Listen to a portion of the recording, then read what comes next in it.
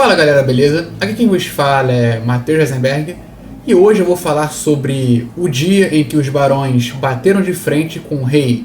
E isso aconteceu no que podemos chamar de a Guerra dos Barões. Bom, e como aconteceu isso? Existia um rei chamado John Sem Terras e esse rei estava extrapolando todos os seus limites. Ele se achava o bonzão, o maioral, batia no peito, dizia que podia fazer tudo. E os barões acabaram se revoltando com isso, porque o rei tinha muitos poderes e eles não tinham quase nada. E o que são os barões? Bom, eu fiz um vídeo sobre isso há algum tempo atrás, se você não sabe ou não lembra, eu vou deixar um vídeo aí em cima falando sobre o poder, a influência e o propósito dos barões. Bom, e mais resumidamente, os barões eles tinham a incumbência de cuidar de partes do reino que eram muito distantes. O rei estava centralizado, então ele não poderia cuidar de uma área muito vasta de terra. Então ele contratava pessoas, pagava pessoas, para que essas pessoas dominassem essas áreas, tivessem um certo poder menor que o dele, mas um poder maior do que o do cidadão comum. E esses barões iriam cuidar dessas áreas que eram bem isoladas, nas fronteiras, né? Serviam como, vamos dizer que sejam ministros. Por isso, os barões eram muito importantes, e como eles ficavam em regiões de fronteira isoladas, eles tinham controle de um certo exército. Ou seja, o exército do rei era fragmentado. Cada barão tinha acesso a uma parte do exército, e esse exército era fiel ao barão. E lembrando também que os barões tinham muita renda, então bater de frente com eles era complicado, até mesmo para o rei. Então, John Sem Terra estava se achando muito poderoso, estava fazendo de tudo, e os barões estavam revoltados com isso. O que eles fizeram? Produziram, escreveram a Carta Magna, que era basicamente um documento limitando os poderes do rei, dizendo, você não pode fazer isso, não pode fazer aquilo, nós podemos fazer um pouco mais do que nós já fazemos hoje, e você não pode mandar tanto assim, não pode fazer tanto, limitando alguns poderes do rei. E ele não queria assinar, obviamente, ele não queria assinar esse documento, né, o rei. E não vou assinar, os barões não, você tem que assinar. Mas como eu falei, por mais que ele fosse o rei, ele dependia dos barões, que eram muito importantes. Então, ele não viu outra escolha a não ser assinar esse documento. Só que ele nunca planejou seguir à risca sua assinatura. Pouco tempo depois, ele voltou atrás e descumpriu com a sua palavra.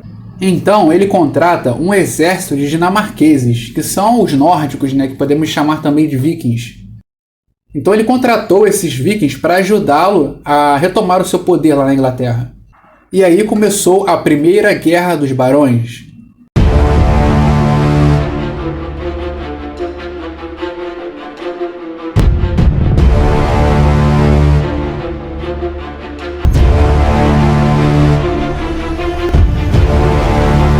Bom, se do lado do rei tinha alguns mercenários e tinha os vikings, do outro lado tinha os templários para ajudar os barões.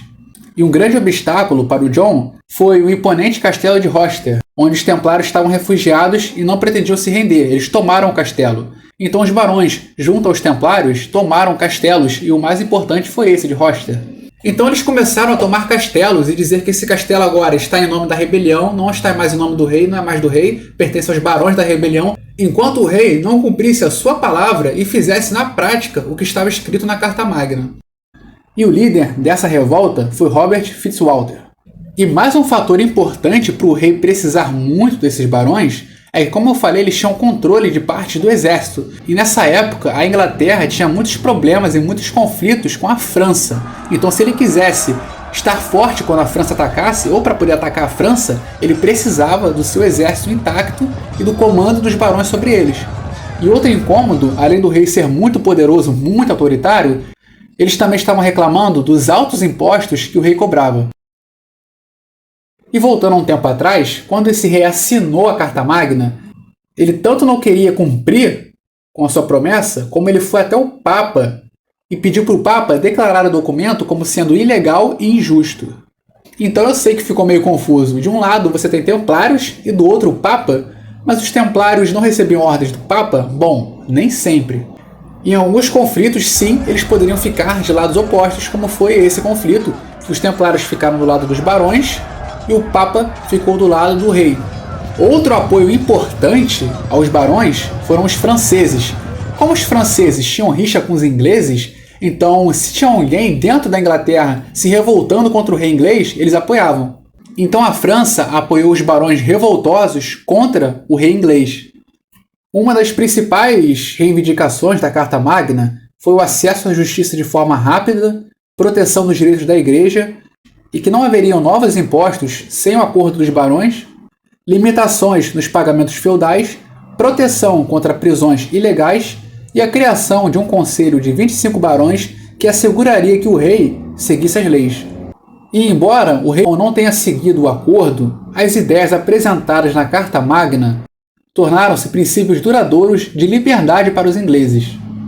3 cláusulas ainda estão em vigor como lei inglesa, incluindo a liberdade da Igreja Inglesa, as antigas liberdades da cidade de Londres e o direito ao devido processo legal.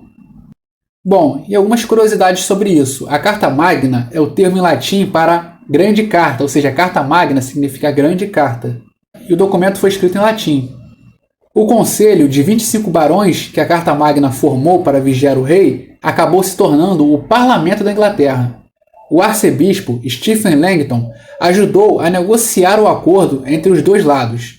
Ele também é creditado pela divisão da Bíblia no sistema moderno de capítulos usados hoje. Mas é isso, galera. Mais um vídeo para vocês. E lembrando que se vocês não são inscritos ainda no canal, considerem se inscrever. Eu espero que tenham gostado, que tenha sido um bom conteúdo. E é isso. Mais uma vez, eu vou ficando por aqui e fui!